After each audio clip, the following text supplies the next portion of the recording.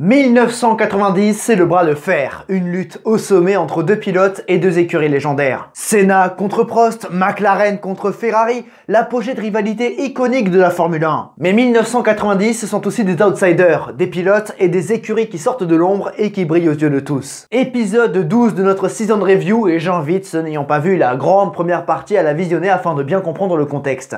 Quant aux autres, vous le savez, je vous souhaite un bon épisode. McLaren a repris l'avantage sur Ferrari, mais les Italiens comptent bien réagir chez eux à Monza pour le Grand Prix d'Italie.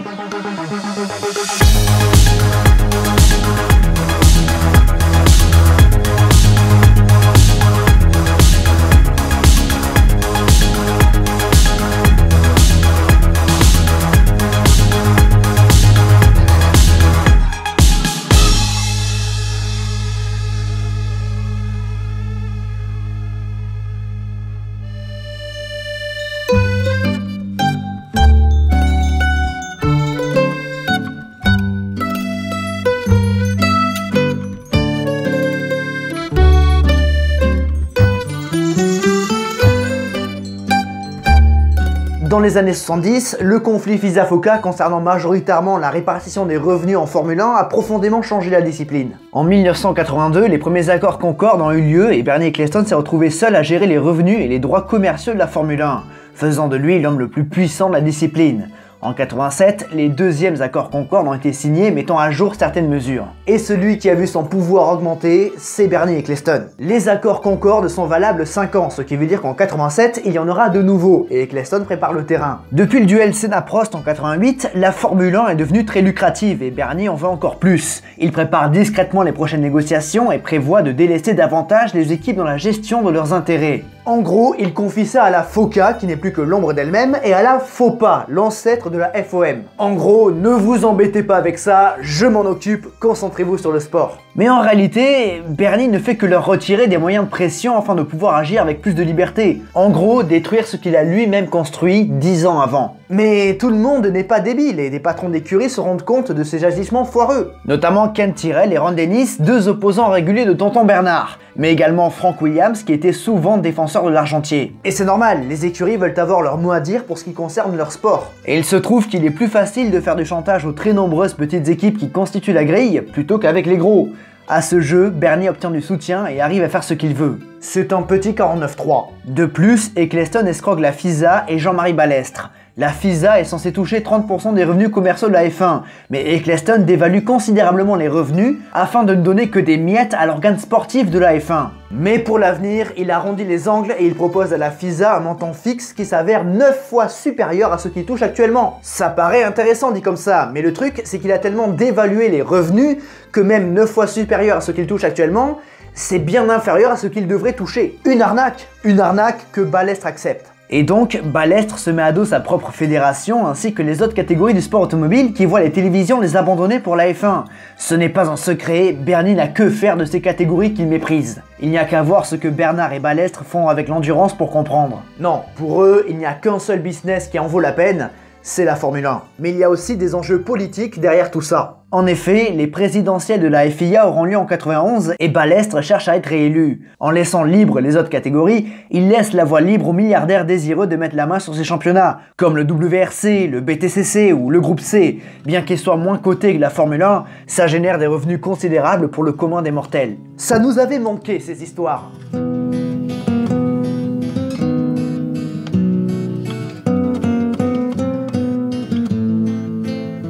Même si en amont du Grand Prix de Belgique, certaines annonces sont tombées sur le marché des transferts, il reste encore quelques questions intéressantes. Longtemps laissé dans le flou et mal conseillé, Jean Alesi s'est rapproché de Ferrari et il se trouve que l'Avignonnais ait pris sa décision. Il rejoindra les Rouges en 91. En coulisses, Nelson Piquet a conseillé le Français d'agir avant de se faire avoir. En effet, 7 mois plus tôt, Alesi et Williams ont signé un pré-contrat, mais Frank a fait mariner Alesi trop longtemps car il espérait récupérer Senna. Et donc, lorsqu'Alesi dénonce le pré-contrat avec Williams, Frank le prend très mal et menace le Français de poursuites judiciaires. De plus, Ken Tyrrell est toujours opposé au départ de Jean, qui est encore sous contrat avec Tyrrell pour 91. Cette histoire dure depuis longtemps maintenant et c'est un vrai feuilleton Grand Prix après Grand Prix. Du côté de chez Ferrari, on essaie d'anticiper. Dans le cas où Alesi se retrouverait bloqué, il faut un autre pilote. Cesare Fiorio se rapproche de Nannini qui a prolongé chez Benetton pour 91. Il essaie de voir s'il n'est pas possible de racheter le contrat de l'Italien. Mais sinon, il y a le solide Pierluigi Martini qui pourrait être en rouge l'année suivante.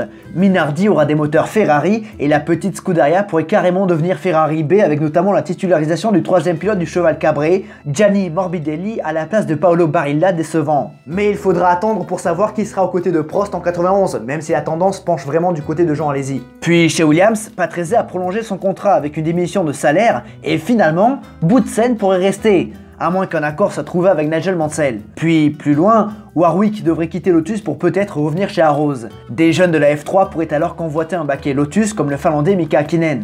De plus, une nouvelle écurie arrivera en Formule 1 en 91, Jordan. Le team irlandais évolue au sommet du classement en F3000 et devra aligner en 91 Bertrand Gachot et Martin Donnelly.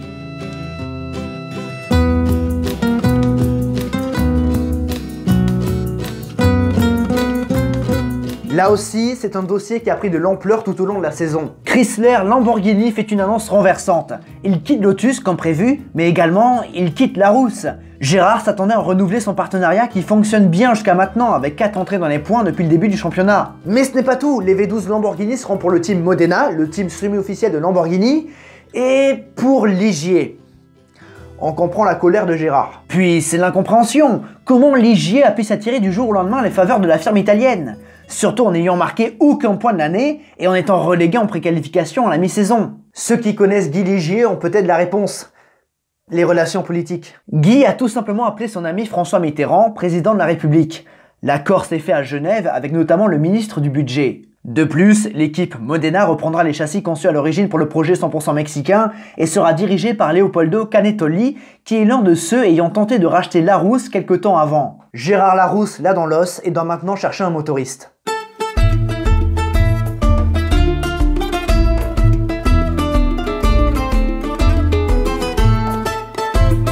Le parc de Monza, situé à quelques kilomètres au nord de Milan, est la terre d'un des circuits les plus rapides du monde. Le temple de la vitesse où les pilotes dépassent aisément les 300 km/h. Ici, les ailerons sont des lames de rasoir et les bottes de vitesse sont allongées pour atteindre ces vitesses folles. Cela entraîne cependant un style de pilotage différent. En effet, qui dit aileron plat dit moins de charge aéro, donc moins de traînée. Les phases de freinage sont donc plus délicates avec un frein aérodynamique nettement plus subtil. Les pilotes doivent prendre leur marque pour trouver les limites des chicanes, des Lesmo et de la Parabolica. D'ailleurs, l'Autodromo di Monza présente de nouvelles infrastructures. De nouveaux stands, une nouvelle salle de presse et des zones VIP plus spacieuses. À Monza, le public répond toujours présent pour soutenir Ferrari. Ici, le cheval cabré est une religion. Et si la Scuderia a hésité à carrément mettre à pied Mansell pour son attitude à Spa, Nigel reçoit des tonnes de lettres d'encouragement de la part des tifosi. Il Léoné, bien que vivant ses dernières courses en rouge, est toujours très populaire auprès des tifosi. Son sens de l'attaque séduit. Du côté de Prost, le Français s'apprête à vivre la folie de rouler en Ferrari à Monza. Et ce sera un atout non négligeable. Mais la bataille pour la pole position est très intense entre Senna et Prost, qui prennent à tour de rôle le record du circuit. Et alors qu'on pensait voir la Ferrari en pole position, c'est Senna qui souffle le meilleur temps dans les derniers instants. Les seconds couteaux sont en deuxième ligne, et cinquième on retrouve un Jean Alesi survolté dans son pays d'origine. Une 5e place impressionnante qui rappelle pourquoi il est tant convoité. Les deux Williams et les deux Benetton le suivent. Les V12 Lamborghini aident certainement les Lotus à faire une belle qualification. Bernard est 13e. Capelli est seulement 16e. Pirot est dans le top 20, tout comme Alliot de retour après une non-qualification à Spa. Il devance les deux Arrows ainsi que Grouillard de nouveau qualifié pour un Grand Prix. Yannick Dalmas prendra le départ depuis la 24e position et dernier qualifié, on retrouve Nicolas Larini. Tarquini, Barilla et Brabham ont été éliminés le samedi. Gachot, Langes, Moreno et Giacomini n'ont pas passé le stade de la préqualification. La life est même à 32 secondes de la pole. Ridicule.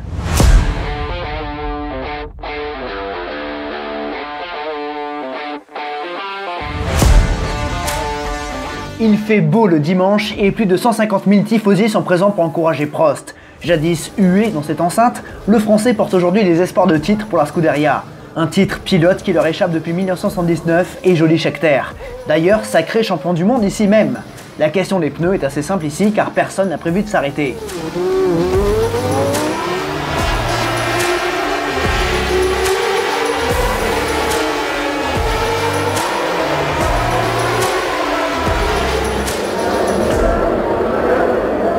La course s'annonce intéressante alors qu'on entre véritablement dans la fin de saison. Le drapeau vert est agité en fond de grille.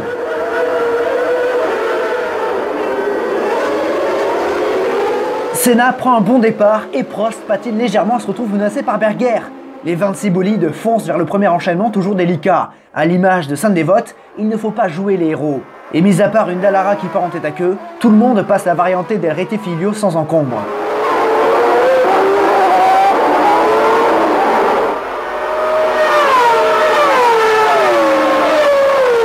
Prost est donc troisième mais sérieusement menacé par Alesi. L'Avignonais essaye à droite, puis à gauche à la variante della Roggia. Là aussi, tout le monde avale cet obstacle.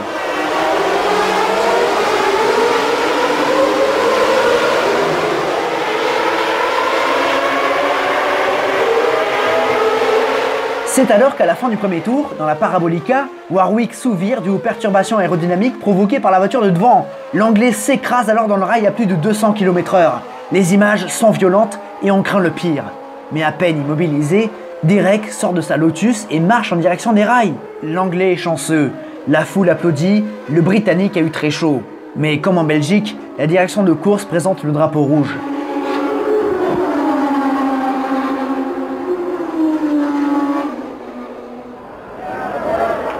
Derek ne se pose pas plus de questions et court vers sa voiture de réserve tout en répondant aux questions d'un journaliste. Il va bien. On a beau dire que c'est toujours plus impressionnant de l'extérieur que de l'intérieur, mais quand même. Il faut croire que l'insistance de ballast pour la sécurité porte leurs fruits. La cellule de survie de la Lotus a parfaitement tenu. 20 minutes après l'interruption, le deuxième départ est donné. Et cette fois-ci, Prost ne compte pas se faire avoir deux fois. Il bloque Berger, mais l'Autrichien est malgré tout mieux parti et il reprend la deuxième position. Alesi a également pris la quatrième place au départ. Malgré quelques touchettes, tout le monde passe le premier enchaînement.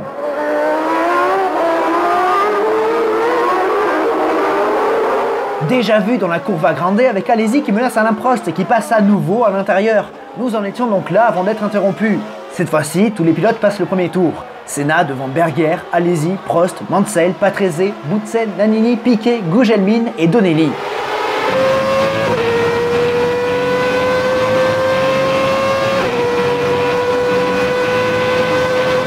Au départ de la course, il semblait y avoir un scénario bien établi, mais le trouble fait de Jean Alesi menace la deuxième place de Berger. L'Avignonais a parfaitement réglé sa tirelle. Berger est donc obligé de pousser et se retrouve dans l'aileron de son chef de file. Les Ferrari sont en embuscade. Derrière, Nannini a doublé Boutsen. Malheureusement pour Jean Alesi, la puissance du moteur Ford laisse à désirer comparé au V10 Honda. Le Français est obligé de prendre des risques dans les enchaînements et dans l'entame du 5e tour, Alesi rate son freinage et part en tête à queue. Il touche le mur et ses espoirs sont balayés rapidement. Dommage.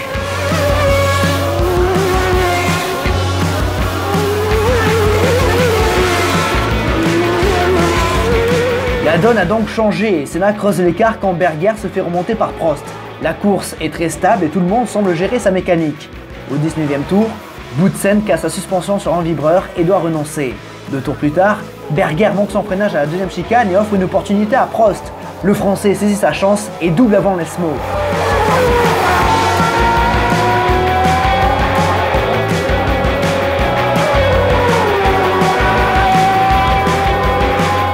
Senna est lui confortablement installé en tête et gère sa course comme lors des dernières manches.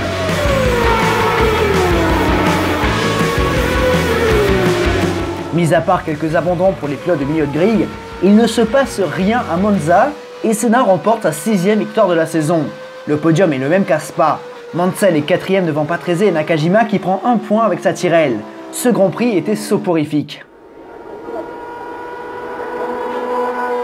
It's very satisfying, of course, under the circumstances where our car was not working very well here. We did lots of training, testing, and was never working very well.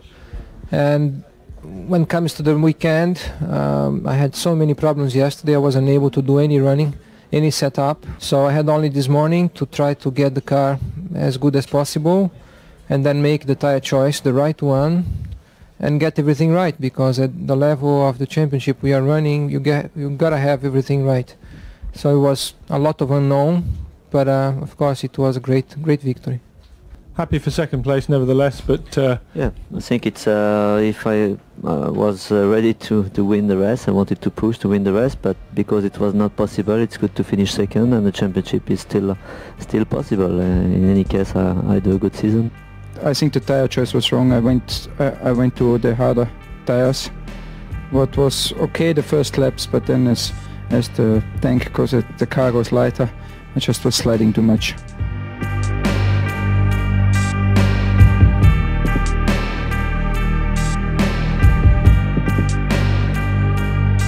Au championnat, Senna et McLaren augmentent leur avance. Le Brésilien compte maintenant un matelas de 16 points et alors qu'il ne reste que 4 courses, le titre semble tomber entre les mains du Brésilien. De même que McLaren face à Ferrari qui compte 37 points d'avance. Le Grand Prix d'Italie confirme la supériorité des McLaren. Les Ferrari manquent de puissance par rapport aux Honda et l'usure pneumatique est moins bien gérée. De plus, les McLaren ont encore eu l'avantage du nombre avec Berger interposé entre les deux favoris, forçant Prost à davantage consommer ses pneus. La cérémonie du podium est toujours très froide entre Senna et Prost. En conférence de presse, Berger, bien que troisième, est installé au milieu entre les deux champions. Sauf que l'Autrichien doit partir plus tôt, ce qui fait que Senna et Prost se retrouvent seuls face à des journalistes qui leur demandent une poignée de main. Et là, les deux pilotes réagissent comme un garçon et une fille en cours de primaire. Ça tâte le terrain pour être sûr de quoi faire. Et après plusieurs secondes d'argumentation et d'hésitation, ils se serrent la main sous les applaudissements. Si ces deux légendes sont ouvertes à un apaisement, ils restent malgré tout prudents et seul l'avenir apportera des réponses. Après une nouvelle déconvenue, Prost et Ferrari n'ont plus le choix. Estoril et Jerez seront deux circuits plus favorables pour eux et il faudra à tout prix gagner. Sinon, le titre sera définitivement perdu, mais ça, c'est pour le prochain épisode. J'espère que cet épisode 12, le Grand Prix d'Italie, vous a plu. Si c'est le cas, vous savez quoi faire sur la plateforme. Je vous invite à les suivre et à les soutenir avec l'Omega. Je vous ai mis ces liens en description. En description, vous trouverez également quelques liens qui me concernent. Quant à notre saison de review, je vous donne rendez-vous lundi prochain à 21 h en première sur YouTube pour l'épisode 13 de 1990, le bras de fer.